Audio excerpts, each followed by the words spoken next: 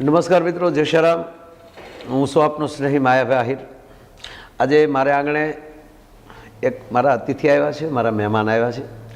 એટલે મને લાગ્યું કે ભાઈ મારા મહેમાન બન્યા છે તો હું આ મહેમાનનો પરિચય આમ તો કે મારે દેવા જેવો નથી, ખૂબ બધા એમને ઓળખે છે. પણ જ્યારે મારા મહેમાન બન્યા છે ત્યારે એમનો અમુક પરિચય સમાજ સામે મૂકવા જેવો છે, જેથી કરીને એ વ્યક્તિના પરિચય સાથે એ બીજાને મદદ કેમ કરી શકે. તો એ મારા મિત્ર છે અપૂર્વભાઈ શેઠ, એટલે કે શેઠ ગ્રુપના પોતે એમડી છે અને રિલાયટી ગેટવે એના માધ્યમથી સમાજની સેવા કરવા માગે છે. અને તો હું પ્રથમ તો અપૂર્વભાઈ શેઠનું હાર્દિક સ્વાગત કરું છું. અપૂર્વભાઈ, તમારું સ્વાગત કરું છું. ને આપ જ્યારે અમારે આંગણે મહેમાન થયા છો ત્યારે હું આપને વિનંતી કરીશ કે આપ જરા આપનો જ પરિચય, બીજી રીતે તો પરિચય છે જ, પણ જરૂર અમુક પરિચય કે જે સમાજને ખબર ન હોય તો આપ જરા આપનો પરિચય મને દર્શક મિત્રોને આપશો. હા જી, થેન્ક યુ. 1993માં ભાવનગરમાં મેં મારી કેરિયર શરૂ કરેલી. મધ્યમ વર્ગમાં મારો જન્મ થયેલો. મારા ફાધર ગવર્મેન્ટમાં જોબ કરતા હતા અને મેં BE સિવિલ કરી, માસ્ટર ડિગ્રી કરી, પછી કોમ્પ્યુટરમાં ડિગ્રી લીધી, મેનેજમેન્ટમાં લીધી, લો પણ કરેલું છે. અને માત્ર મધ્યમ વર્ગ માટે 30 વર્ષથી બાંધકામના ક્ષેત્રમાં 4 શહેરોમાં મેં કામ કરેલું. કે માત્ર મધ્યમ વર્ગ, જે મધ્યમ વર્ગ કહેવાય એની માટે જ કામ કર્યું. 3800થી વધારે ગ્રાહકો સાથે કામ કર્યું. હું વચ્ચે અપૂર્વભાઈ આપને અટકાવીશ કે રિલાયટી ગેટવેના માધ્યમથી મિત્રો, એટલે કે જરા હું જ એમનો પરિચય આપું, કારણ કે આ કામ કરવાવાળા છે, બોલવાવાળા બહુ ઓછા છે. એટલે હું એમને અટકાવીને વાત કરી રહ્યો છું ના કે આપણા ઘણા એવા આપણો એક મધ્યસ્થ વર્ગ ગણી શકાય. હું વર્ગવાદ નહીં કરું, પણ એવા ઘણા ફેમિલી છે કે જેના જીવનમાં એક જ વારી પોતાનું મકાન લઈ શકતા હોય છે. અને ઘણીવાર આપ જાણો છો કે એ સસ્તી વસ્તુ મળે છે, એને ખબર નથી કે ભાઈ આ મકાન કોનું છે, કઈ રીતે હતું. અને પાછા સમાજમાં પણ એવા ઘણા મિત્રો હોય કે આવી રીતે વચ્ચેથી ખોટી દલાલી ખાવા માટે આવા નાનો માણસ હલવાઈ જતો હોય, છેલ્લે એના નામે ન થાય, કોઈનો કબજો હોય, અથવા તો એને જે કંઈ દસ્તાવેજ છે અથવા તો એના પેપરો જે છે એ બરાબર નથી અને આ માણસના પૈસા નખાઈ જતા હોય છે અને છેલ્લે એ માણસ પૈસા વગરનો અને મકાન વગરનો પણ થઈ જતો હોય, આવું પણ બનતું હોય છે. ત્યારે અપૂર્વભાઈ એ પૂરી જાણકારી પોતે કે ભાઈ કબજો કેમ ખાલી કરાવવો અથવા તો જે પેપર વર્ક કેમ કરવું અને આના પેપરો કઈ રીતે કરવા અને નાનામાં નાના માણસને સસ્તા ભાવે કેવી રીતે હું અપાવી શકું અને એ પૂરા પેપરોની પોતે જાણકારી કે ખાલી પેપર જોવે એટલે કહીએ કે આ થઈ શકે કે આ ન થઈ શકે. પણ એવી રીતના બધાએ, કારણ કે જીવનમાં એક જ વાર મકાન લેવાનું અને ઘણીવાર આપણે માત્ર મિત્રો મળતા હોય છે કે આ મારા 1-2 અનુભવ થયા છે. એટલે આ વાતને એવી જ વ્યક્તિ જ્યારે મને મળી છે એટલે મને આ વાત કરવાનો આનંદ થયો કે માયાભાઈ, અમે ફલાણી જગ્યાએ મકાન લીધું છે પણ હવે અમારા નામે નથી થતું, અથવા તો એમાં કોઈનો કબજો છે, અથવા તો અમને કોઈ આવી રીતનો દસ્તાવેજ ઓલરેડી તો કોકના નામે દસ્તાવેજ હતો અને ખોટા પેપરોથી અમે આ રીતે મૂંઝાણા છીએ અને આખરે એમાં આપણે પણ કાંઈ કરી શકતા ન હોઈએ. તો પહેલેથી જ આવી વ્યક્તિને મળીએ અને એ પોતે એના તમામ રસ્તા કરી દે અને નાનામાં નાના માણસને સસ્તા ભાવે અથવા તો ઓછી રકમમાં કેમ એનું મકાન એના ખાતે કરી શકે. પછી કોર્ટના પ્રશ્નો હોય તોય ભલે અને કોઈ પણ વ્યક્તિના પ્રશ્નો હોય તો ભલે. તો અપૂર્વભાઈ શેઠ આ બાબતમાં એમની પાસે ભગવાનની ખૂબ દયા છે. પણ સેમ વિચાર જ્યારે એકબીજાને આવતો હોય ત્યારે માણસ એકબીજા સાથે બેસી શકતા હોય તો એક એવી વિચારધારા ધરાવનારા વ્યક્તિ, બાકી અને ખૂબ સારી રીતે પોતે કામ કરે છે. ભાવનગરમાં પણ સારું કામ કરે છે અને અમદાવાદમાં પણ પોતે સારી રીતે કામ કરે છે.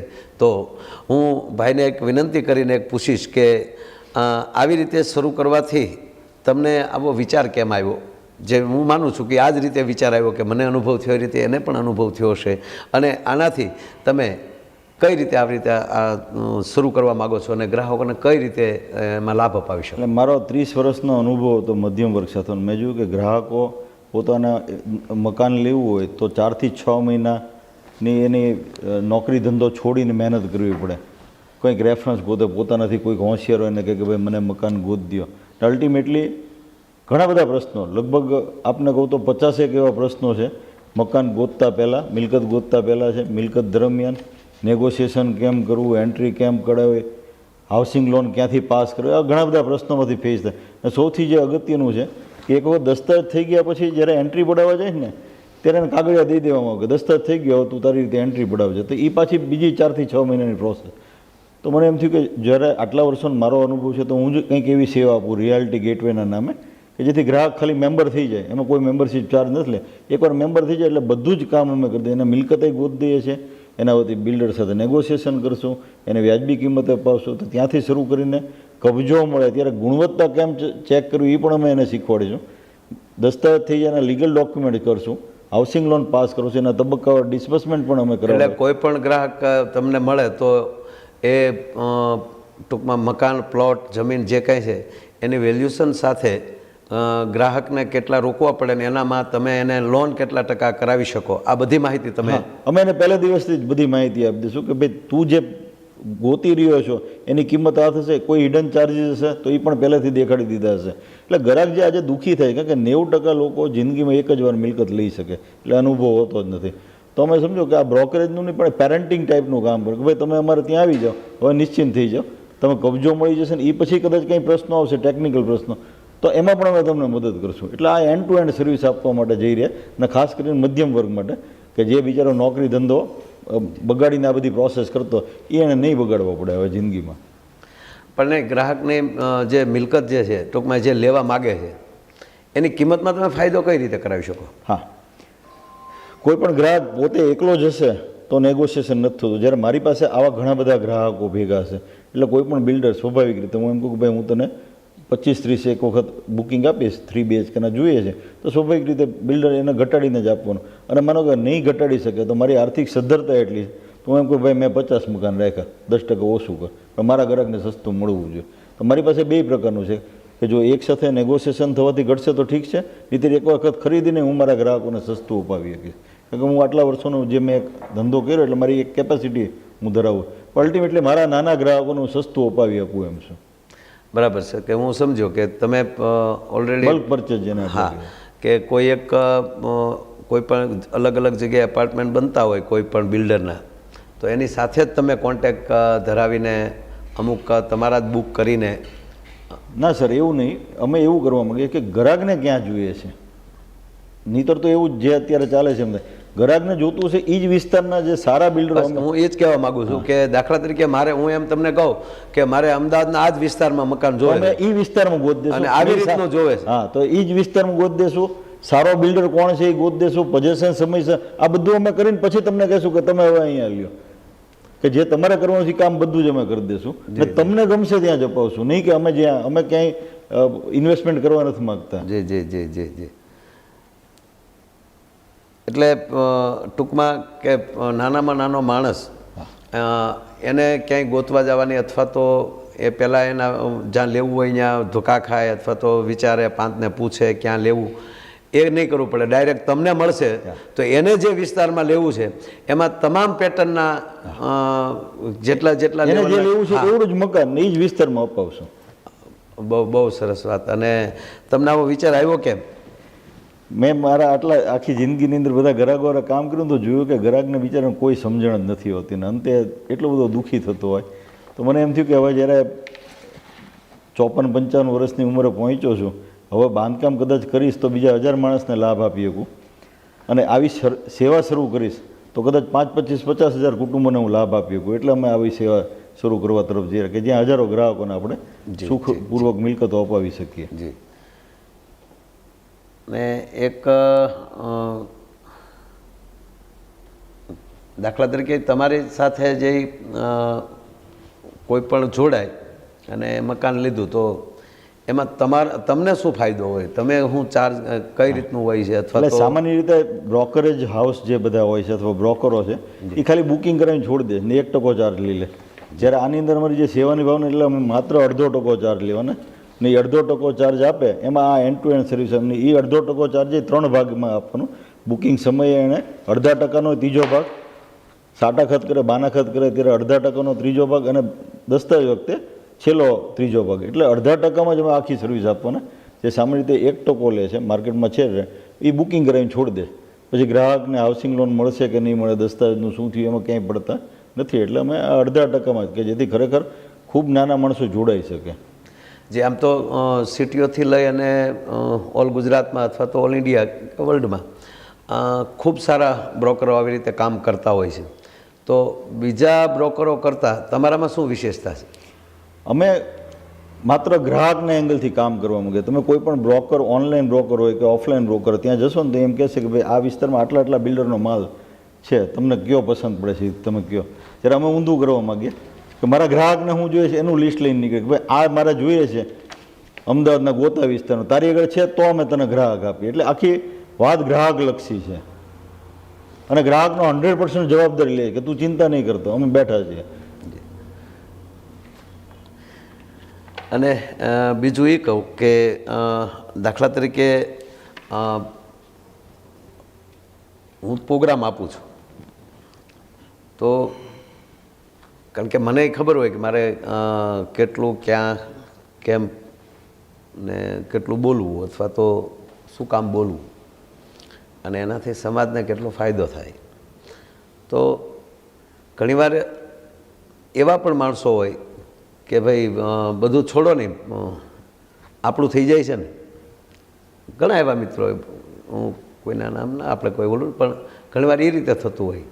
તો બીજા મિત્રો કરતાં તમારામાં બીજી કઈ વિશેષતા અને તમારો આ બાબતમાં કઈ બાબતનો અભ્યાસ, ભણતર અથવા તો આ કેટલા વર્ષથી તમે આમાં કામ કરો છો?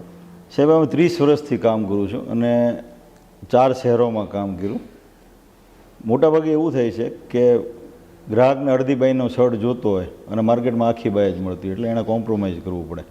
અને આ બહુ કોમન પ્રોબ્લેમ છે આખા દેશમાં કે ગ્રાહકને જે વિસ્તારમાં જોતું હોય ત્યાં એ આખી બાઈનું જ મળતું ને એને એ વિસ્તારમાં અડધી બાઈ જ જોતી. સ્વિમિંગ પુલ આપે જાણો છો કે સ્વિમિંગ પુલની જરૂરિયાત આપણે જે કલ્ચરમાં છીએ તો જરૂરિયાત નથી હોતી, કોઈના કંઈ ઘરના નાવા નથી, પણ છતાં એ બિલ્ડરે ઠોકેલું હોય એટલે એ ખર્ચો કસ્ટમર ઉપર જાય. આવા ઘણા બધા પ્રશ્નો ફેસ કરે કે એને જોઈતું હોય એ વિસ્તારમાં ન મળે અથવા એ વિસ્તારમાં મળતું હોય તેની જરૂરિયાતથી વધારે મોટું મળે.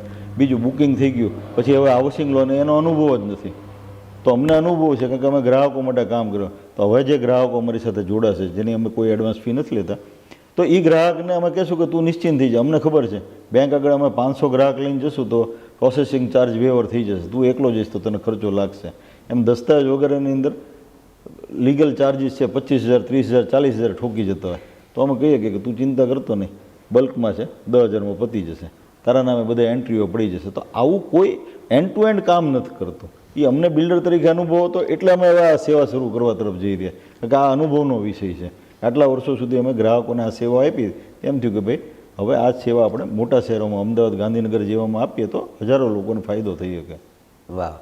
એટલે ખરેખર તો નહીંતર કોઈ પણ ગ્રાહક લેવા જાય તો એ બિલ્ડરના ઓફિસે અથવા તો એનું જે કાંઈ હોય ત્યાં બુકિંગ સેન્ટર, તો એ કહેતા કે ભાઈ અમે આ ભાવ વેચશું ને એટલી રકમનો, અથવા તો તમારે લોન કરવી હોય તો અમે તમને માહિતી આપીએ. બાકી દોડવું ગ્રાહકને પડતું હોય, પણ આપે જે આ સેવા ચાલુ કરી કે એ વ્યક્તિ કેવલ ડાયરેક્ટ આપને મળી લે અને આપનો સંપર્ક કરી લે અને એને કયા વિસ્તારમાં લેવું છે માહિતી આપે, એની માહિતી તમને આપી દે, તો એ ટુ ઝેડ બધી રીતે તમે જે હેલ્પ કરી અને એ માણસ લીધા પછી એ સંપૂર્ણ નીંદરથી ઘરે સૂઈ શકે એવું જે કાર્ય આપે કર્યું છે. એટલે હું ખરેખર અમે તો દરેક વિષયમાં જે વિષયમાં જે માણસની ગુણવત્તા હોય એ વ્યક્તિને અમે આવકારતા હોઈએ છીએ અથવા તો એનું જાહેરમાં પણ સન્માન કરતા હોઈએ છીએ જે ક્ષેત્રમાં. તો આ ક્ષેત્રમાં પણ બિલ્ડર લાઇનના ક્ષેત્રમાં પણ આપણે અનુભવ કર્યા પછી અત્યારે આપ જે આ રૂડું કાર્ય કરી રહ્યા છો, તો દર્શક મિત્રો આ હતા પૂર્ણેશભાઈ શેઠ, તો એમને હું ખરેખર ખૂબ ખૂબ ધન્યવાદ આપું છું.